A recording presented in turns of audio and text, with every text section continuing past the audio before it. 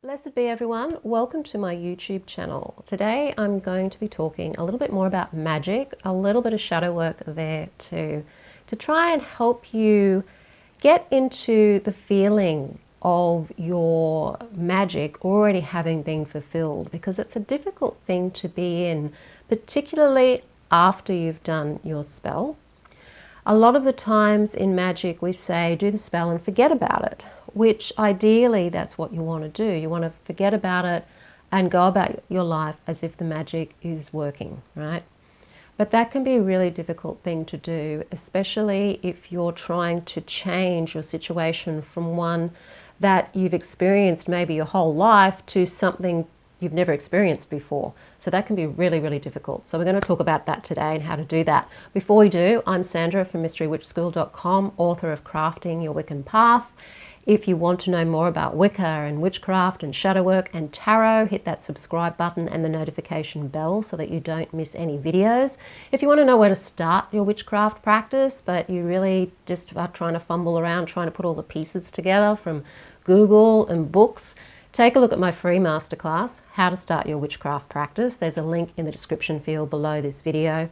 I also have a tarot course called The Confident Tarot Reader that started last week. You can still enroll to learn to read the tarot like an expert using your knowledge and your intuition. That is also, the link to that is also in the description field below this video. So today I wanted to talk about the tough stuff about magic. How do you feel into the magic having already worked when it's maybe something that you've never experienced before? Some people are wanting to do more magic for confidence, or the thing that they want, they need to be more confident to have, or they feel that lack of confidence is what's holding them back. Or maybe the situation you want is to be more prosperous, but you've never experienced what prosperity is like in the past. So how do you get into the feeling of being prosperous and having an income that's constantly coming in, that you can keep and that you know is going to keep you safe and secure? How do you do that if you haven't had that experience before in the past, or if maybe you have had that experience in the past but stuff's happened in the meantime, and so there's a part of you that doubts your capacity or just doesn't know what it's going to be like to have that, will it feel like to do that. So that's where we're going today. So the first thing is, when we talk about what we want and being clear about what it is you want, which is pretty much the first thing you need to do if you're going to do a spell. You need to know what you want so that you have a reason for doing the spell. And often what we want is actually a feeling. We want to feel something. We want to feel safe. We want to feel loved. We want to feel happy. We want to feel joyful. We want to feel like we can just throw money at something and not have to worry about, whether we have it or not, or the budget, or things like that. We want a sense of freedom, a feeling of being able to have choices, a feeling of being able to be in more of an authority over your own life. These are feelings that we feel in our body. And we usually want something because we believe that it's going to satiate a feeling that we have, or a lack of a feeling that we have. So if you can tap into what it is you want to feel, or what you think you're going to feel if your magic is successful, and write those feelings down, that's going to be a huge help for you to be able to get into the feeling when you're doing your magic, to get into the trance state, to be in that zone, because that's what you're after in the first place, is that feeling. And the subconscious mind doesn't know the difference between what's real and what's imagined, so it's going to follow you anyway. And it seems that it's our subconscious mind somehow that's linked to the way that magic works. So if you can convince your subconscious that you are already experiencing what it is that you want to experience, then it's going to believe that you're already doing it, and it's going to tweak you and open you up to opportunities and circumstances and behaviors that are going to draw you closer to what it is you actually want. So that's the first thing. Write down, what do you think you'd feel? If you were confident, what do you think confidence might look like for a start? So if it's a feeling of wanting to be more confident, the first way you can get into that feeling, even if you've never felt confident before, is to change your body posture. A person who's confident sits upright. Their shoulders are relaxed and down and back. They're not hunched over. You're not hunched over. Basically, you're sitting upright. When you do sit upright, how does that feel to sit upright? Because your body posture affects your emotions.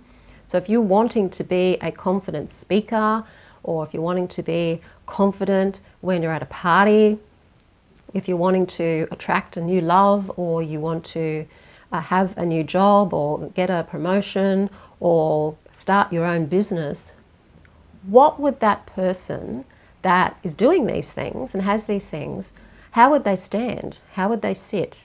What's their body posture? And get into that. Physically get into that body posture of that character. It's a bit like method acting.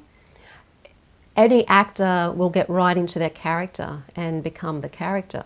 They don't go so far as to manifesting that character, but they go to a certain point of being able to feel into that character. And in Magick, we're kind of doing the same.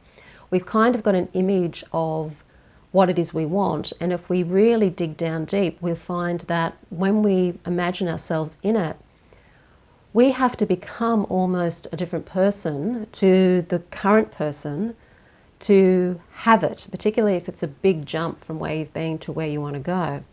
And you become that version of yourself that has and does those things, rather than the version of yourself that doesn't have and do those things. So if you want a really successful, loving relationship in your life, then how would you be sitting if you had that? What does a person who has that kind of love, self-love particularly, how does that person present themselves in the world? How do you get up out of bed in the morning? What would that person do when they got out of bed in the morning? You know, would they be jumping out of bed all enthusiastic? How would you do things differently? What would you be doing differently for your morning ritual? What's one thing that you could do differently now if you were imagining yourself as that person that has that relationship? Where would that person be going? What would they be doing? What would their daily life look like? And at first, if it's not comfortable for you to imagine yourself doing these things and being this person, you could write a story about an avatar that and use third person language, and then rewrite it again using first person, so that you can get an idea of what that person's like, and then you step into that version of you. If you've got an idea, and you know deep down inside you do, because you wouldn't have this desire if you didn't already have this capacity within you. Our desires come from what we actually can and are capable of doing when they're sincere desires. So you're reaching in to find that person that has and does those things. And that will involve changing yourself in some way to be that version of yourself that has those things. And this is where your imagination comes in, where you can live in the world of imagination to imagine what you would do differently in your day if you were that version of yourself that has that relationship, has that prosperity, has that career, has that business, or whatever it is that you're wanting to bring into your life, has that car. How do you feel when you're driving that car? You can imagine you're in it. If you've already got a car and you're wanting to upgrade or change it, imagine when you are actually literally driving your car, that you're driving the car that you want to drive. See the dashboard, smell the smell of the car. Look around, and instead of seeing what's there, see what you imagine you'd like to see there. This is the realm of imagination. Like you're imaging, you're creating images and creating what you want in this dimension. You're creating it in this reality by using the power of your mind. Now, you probably will find that when you are imagining yourself in a situation that you've never been in before, or trying to, that you're going to come up with some resistance. There's going to be a part of you that's going to be resisting the change, resisting the feeling. You may feel like you're being a fake. You might feel like you're pretending. You might feel like, how could I possibly ever really feel into this? And that's just your old programming running through your nervous system. That's just chemicals running through your nervous system. You've been programmed to think and do and behave in a certain way that's brought you where you are now and given you the results you have, and you're wanting to change that. And that's going to be uncomfortable for your nervous system. It's going to have to relearn a new way of being. And so that discomfort, that resistance, is actually normal in a lot of cases. Unless it's something that's not a big jump, it's only something small that you're doing magic for. If it's a big change, like you're wanting to go from poverty your whole life to being prosperous, your body's going to resist it. And your psyche's going to resist it, because you're going to have a belief that you can't do it, probably. So that means that's where the shadow work comes in, and that's where we do all the soul searching and change those beliefs into the beliefs that are, well, what if I can do this? Even if I've spent my whole life in poverty, what if I can be prosperous and safe at the same time? What if I can have a life where I've experienced both? And use those what if statements to help reframe your beliefs into something that's more helpful and more positive to you. And persevere with this. Persevere with stepping into your imagination and imagining that you're feeling the result of your goal. It is taking a lot from more of the mainstream self-help, law of assumption, law of attraction point of view, rather than traditional magic. But we're so brainwashed into believing that we can't do things, or that we're not what we want to be or who we actually are, that there's a lot more resistance now than there's probably ever been in the past. And so those things we're coming up against. And these tricks of self-help, these tricks of law of attraction and law of assumption particularly, are just tricks that help you as the magician, as the witch, to be able to be better at your magic. You do a spell and then you forget about the spell. And the reason for that is so that you're not dwelling on waiting for the results and then blocking and filling yourself up with self-doubt that it's not going to work. But like if I said to you, don't think of a pink elephant right now. You've probably all thought of a pink elephant. There's probably a pink elephant in everybody's brain right now. It's like that. You're told not to think about the spell after the spell's done. You're probably going to think about it. If you're doing a money spell and you need that money, you're probably going to be thinking about it. If you are really wanting to have that relationship and you're feeling lonely, you're probably going to be thinking about it. So whilst don't think about it, act as if it's already happened is the theory, actually living that and doing that is an art and a practice within itself. So if you've done your spell and you find yourself thinking about it, or thinking about your situation, even if you're not thinking about the spell, you're thinking about your situation, go into your imagination and imagine that you are already experiencing it, and try and bring that emotion into your body. And what does it feel like? Bring your posture into the posture of the confident person. Bring your posture into the posture of somebody who feels loved and is loving. Bring yourself into the physical posture of the person who knows that they have enough money to be able to spend and do what it is that you want to spend and do without having to have any worries.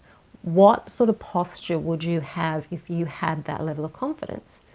Use your imagination to put yourself in that position and in that feeling, and try to hold that for as long as you can. Go about your everyday life imagining that you already are experiencing that emotion and that feeling. As I said before, if you want a new car and you've already got a car, you sit in that car that you've already got and you imagine it's the car you want as you're driving along.